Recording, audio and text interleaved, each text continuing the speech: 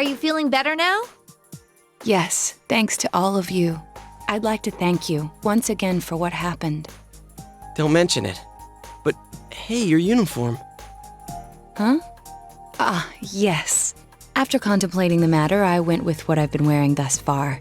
There's no need for you to... Hey, it's the Detective Prince. That's no prince. I heard he's a she. Huh? You serious? If he's a she, then... oh, crap! I'm kinda disappointed. But then again, there's something neat about it. Yeah, if you look at it a certain way, doesn't she seem pretty cool?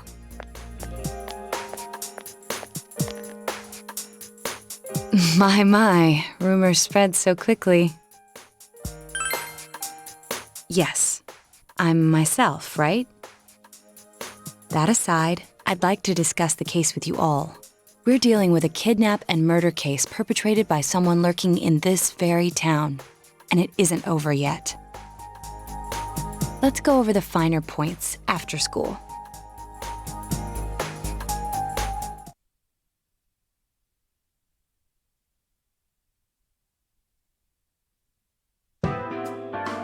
First, I heard the doorbell ring, but when I opened the front door, I saw no one there. Just as alarm bells sounded in my mind, someone grabbed me roughly from behind and covered my mouth with something.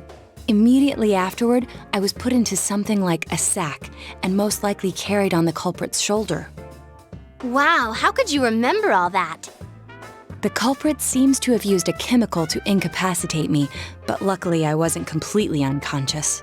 I had been expecting a trick along those lines, so I was somewhat prepared. And of course, I was desperate to gather as much information as I could. No wonder you're an ace detective! That ain't something to be proud of. You are too damn calm about all this.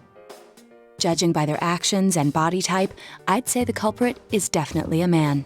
I heard no conversations or voices, so I believe he is acting alone. It's after that that things get murky. I felt a single impact, which I assume is when I was thrown inside the TV. But the time from kidnapping to that point seemed too short. It was a matter of minutes. So you were immediately thrown inside the TV after being kidnapped. Oh, could there have been a TV on the side of the road? Regrettably, my memory from there on is a blur. I see. But man, the killer came right up to the door and rang the bell? That's just crazy.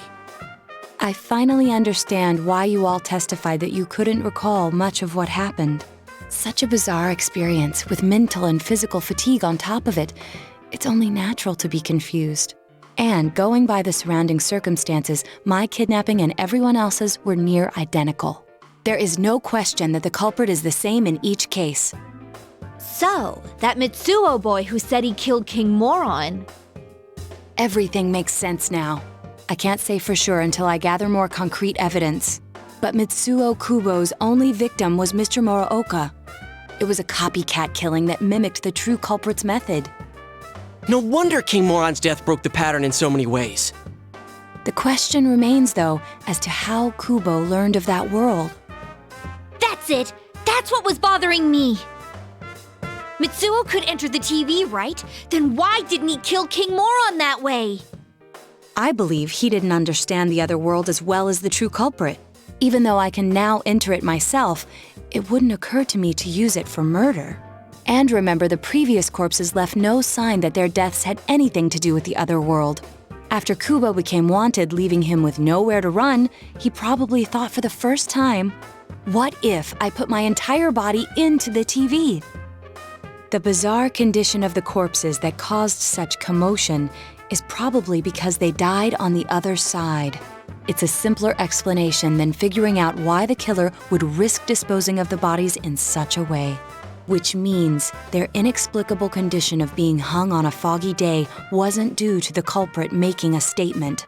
Much of our speculation could be tested if we could ask Kubo in person.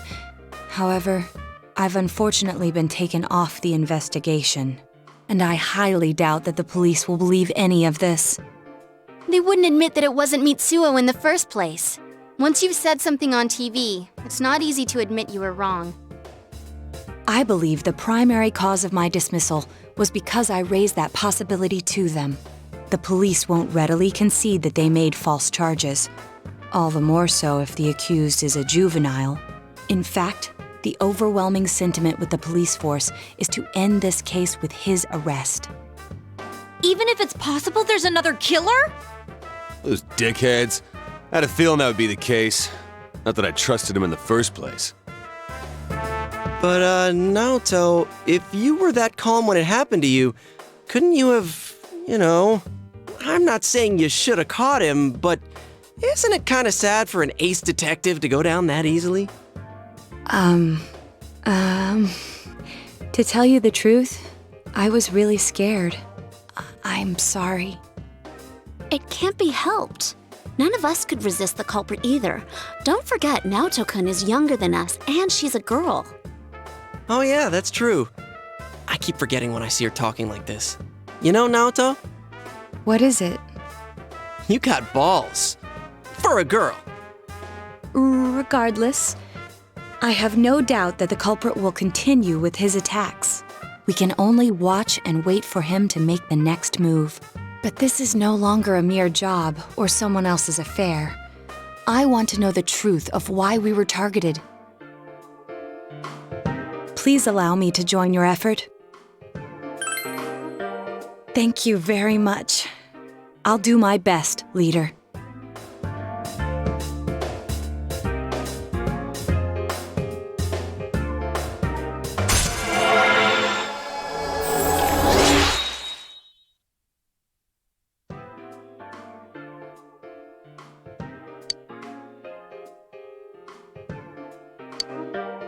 Since I'm the king of the geniuses, I knew it would work out this way.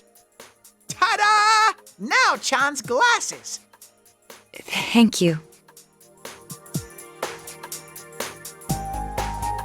They told me about you, Teddy. I can sympathize with your drive to find yourself. If I may help in any way, let me know.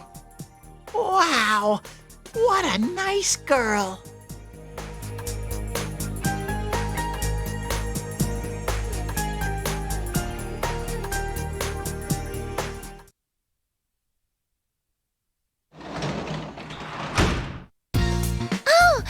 Welcome home, big bro.